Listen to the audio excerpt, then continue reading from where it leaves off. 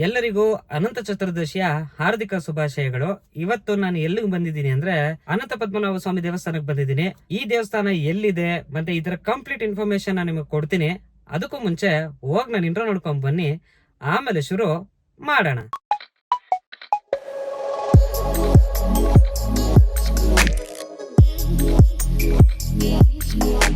ಸ್ನೇಹಿತರೆ, ಈ ಒಂದು ದೇವಸ್ಥಾನದ ಬಗ್ಗೆ ಕಂಪ್ಲೀಟ್ ಇನ್ಫಾರ್ಮೇಶನ್ ನಿಮ್ಗೆ ಆಲ್ರೆಡಿ ನಾನು ಒಂದು ವಿಡಿಯೋ ಮಾಡಿ ಹಾಕಿದ್ದೀನಿ. ಸೊ ನೀವು ಆ ವಿಡಿಯೋನ ನೋಡಿದ್ರೆ ಒಳ್ಳೇದು, ನೋಡಿಲ್ಲ ಅಂತ ಅಂದ್ರೆ ಮೇಲೆ ಐ ಬಟನ್ ಅಲ್ಲಿ ವಿಡಿಯೋ ಲಿಂಕ್ ಹಾಕಿರ್ತೀನಿ, ಹೋಗಿ ಚೆಕ್ ಮಾಡಿ. ಹಾಗೆ ಈ ದೇವಸ್ಥಾನದ ಒಂದು ಚಿಕ್ಕ ಹಿಸ್ಟ್ರಿ ಇದೆ, ಆ ಹಿಸ್ಟ್ರಿನ ನಿಮ್ಗೆ ಏನು ಅಂತ ಹೇಳ್ತೀನಿ. ಬನ್ನಿ ಹಿಸ್ಟ್ರಿ ನೋಡ್ಕೊಂಡ್ ಬಂದ್ಬೋಣ, ಆಮೇಲೆ ಹೋಗ್ಬಿಟ್ಟು ದೇವ ದರ್ಶನ ಮಾಡ್ಕೊಂಡ್ ಬರೋಣ. ಹಿಂದೆ ಈ ದೇವಸ್ಥಾನದ ಪ್ರಾಂತ್ಯದಲ್ಲಿ ಒಂದು ಕುಟುಂಬ ಇತ್ತು. ಆ ಒಂದು ಫ್ಯಾಮಿಲಿಯಲ್ಲಿ ತಂದೆ ತಾಯಿ ಮತ್ತು 7 ಜನ ಅಕ್ಕ ತಂಗಿಯರು ಇರ್ತಾರೆ. ಈ 7 ಜನ ಹೆಣ್ಣು ಮಕ್ಕಳ ಜೊತೆ ಒಂದು ಗಂಡು ಮಗುನು ಇತ್ತು. ಆದ್ರೆ ಈ ಗಂಡು ಮಗು ಸಾಮಾನ್ಯ ಮನುಷ್ಯನಾಗಿ ಇರ್ಲಿಲ್ಲ, ಒಂದು ನಾಗಸರ್ಪ ಆಗಿತ್ತು. ಅಂದ್ರೆ 7 ಹೆಣ್ಣು ಮಕ್ಕಳು ಆದ್ಮೇಲೆ ಆ ತಂದೆ ತಾಯಿ ಒಂದು ಗಂಡು ಮಗು ಆಗ್ಲಿ ಅಂತ ಅನ್ಕೊಂತಾರೆ. ಆಗ ಹುಟ್ಟಿದ್ದೆ ಈ ಸರ್ಪ. ಹೆತ್ತವರಿಗೆ ಹೆಗ್ನಾನು ಮುದ್ದು ಅಂದಂಗೆ ಆ ಸರ್ಪನ ತನ್ನ ಮಗ ಅಂತಾನೆ ಆ ತಾಯಿ ಸಾಕ್ತಾಳೆ. 7 ಜನ ಅಕ್ಕ ತಂಗಿರಲ್ಲಿ ದೊಡ್ಡ ಅಕ್ಕನಿಗೆ ಮದ್ವೆ ಮಾಡ್ಬೇಕು ಅಂತ ಅನ್ಕೋತಾರೆ. ಆಗ ಆ ತಾಯಿ ತನ್ನ ಮಗನನ್ನ ಕರೆದು, ನೀನು ಮನೆಯಲ್ಲಿ ಓಡಾಡ್ತಿದ್ರೆ ಬಂದಿರೋ ಬಂಧುಗಳು ಭಯ ಬೀಳ್ತಾರೆ, ಅದಕ್ಕೆ ನೀನು ಹಾಲು ಕುಡ್ದು ಒಂದು ಮೂಲೆಯಲ್ಲಿ ಮಲ್ಕೋ ಅಂತ ಹೇಳ್ತಾಳೆ. ತಾಯಿ ಮಾತನ್ನು ಕೇಳಿದ ಆ ಸರ್ಪ ಹೋಗಿ ಒಂದು ಮೂಲೆಯಲ್ಲಿ ಮಲಗ್ ಬಿಡುತ್ತೆ.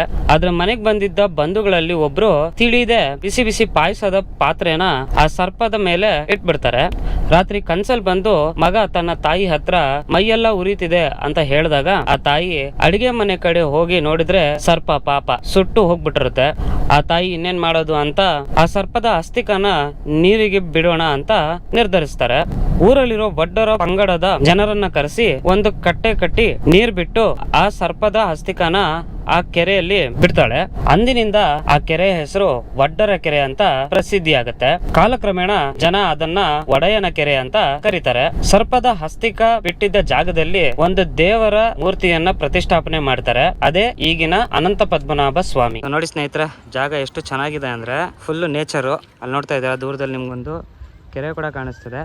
ಹಾಗೆ ಹಿಸ್ಟ್ರಿಯಲ್ಲಿ ನೋಡಿದಂಗೆ ಈ ದೇವರು ಕೂಡ ಕೆರೆಯಲ್ಲೇ ಇರುವುದು ಒಂದು ವಿಶೇಷ. ಆ್ಯಂಡ್ ನೀವು ಅಲ್ಲಿ ಮೇಲೆ ಏನು ನೋಡ್ತಾ ಇದ್ದೀರಾ, ಇಲ್ಲಿ ಬರ್ದಿದೆ ನೋಡಿ, ಹೂವದಲ್ಲಿ ಬರ್ದಿದ್ದಾರೆ ಅನಂತ ಪದ್ಮನಾಭ ಸ್ವಾಮಿ ಅಂತ.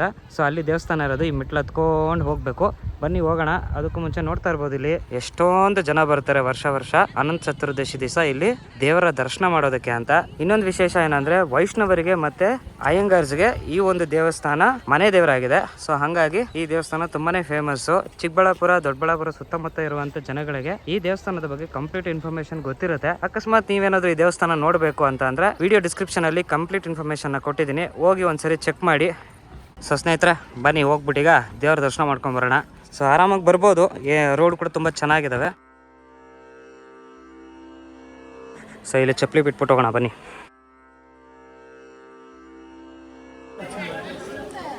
ಸೊ ಸ್ನೇಹಿತರೆ ನೋಡ್ಬೋದು, ಮೊದಲು ದೇವಸ್ಥಾನ ಕೆಳಗಡೆ ಇತ್ತು, ಇಲ್ಲಿ ಈಗ ಮೇಲ್ಗಡೆ ಮಾಡಿದ್ದಾರೆ. ಸೊ ಕೆಳಗಡೆ ಇರೋ ದೇವಸ್ಥಾನ ಹೀಗಿತ್ತು, ಈಗ ಕಂಪ್ಲೀಟಾಗಿ ನೀರಿಂದ ಮುಚ್ಚೋಗಿದೆ. ಬಟ್ ಆ ದೇವ್ರು ಹೇಗಿತ್ತು ಅಂತ ಒಂದು ಫೋಟೋ ಹಾಕ್ತೀನಿ, ನೋಡ್ಕೊಂಬನ್ನಿ. ಸೊ ಇದೇ ವಿಗ್ರಹನೇ ಅವರು ಆಗ ಪ್ರತಿಷ್ಠಾಪನೆ ಮಾಡಿ ಸೊ ಹಾವಿನ ಆಸ್ತಿಕನ ಇದೇ ನೀರಲ್ಲಿ ಬಿಟ್ಟಿದ್ರಂತೆ.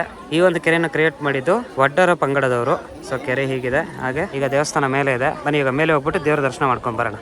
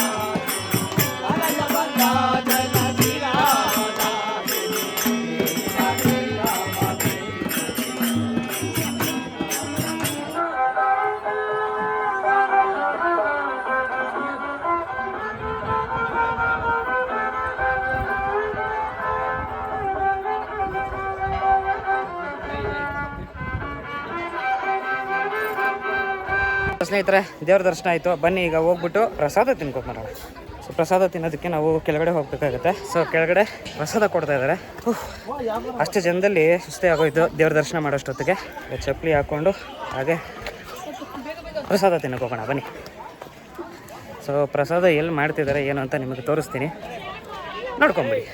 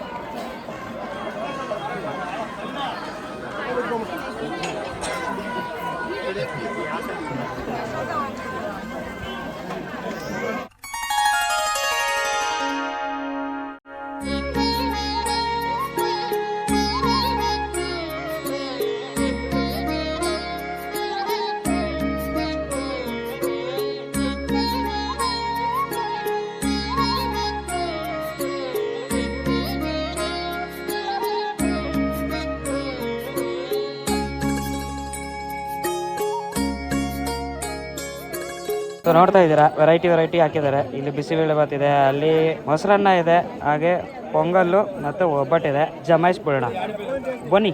ಸ್ನೇಹಿತರೆ ನೋಡಿದ್ರಲ್ಲ ಹೇಗಿತ್ತು ಇವತ್ತಿನ ವಿಡಿಯೋ. ಸೊ ಕಂಪ್ಲೀಟಾಗಿ ನಿಮಗೆ ಅನಂತ ಪದ್ಮನಾಭ ಸ್ವಾಮಿ ದೇವಸ್ಥಾನದ ಇನ್ಫಾರ್ಮೇಷನ್ನ ಕೊಟ್ಟಿದ್ದೀನಿ, ಹಾಗೆ ಸ್ಟೋರಿ ಹೇಳಿದ್ದೀನಿ, ದೇವರ ದರ್ಶನ ಕೂಡ ಮಾಡಿಸಿದ್ದೀನಿ. ಸೊ ಈ ವಿಡಿಯೋ ನಿಮಗೆ ಇಷ್ಟ ಆಗಿದೆ ಅನ್ಕೊಂತೀನಿ. ಇಷ್ಟ ಆಗಿದ್ರೆ ನಿಮ್ಗೆ ಏನು ಮಾಡಬೇಕು ಅಂತ ಗೊತ್ತು, ಲೈಕ್ ಶೇರ್ ಕಮೆಂಟ್ ಮಾಡಿ, ಹಾಗೆ ಮಿಸ್ ಮಾಡಿದೆ ಸಬ್ಸ್ಕ್ರೈಬ್ನ ಒತ್ತಿ ಅಂತ ಹೇಳ್ತಾ ಇವತ್ತಿನ ವಿಡಿಯೋ ನಾನು ಇಲ್ಲೇ ಮುಗಿಸ್ತಾ ಇದ್ದೀನಿ.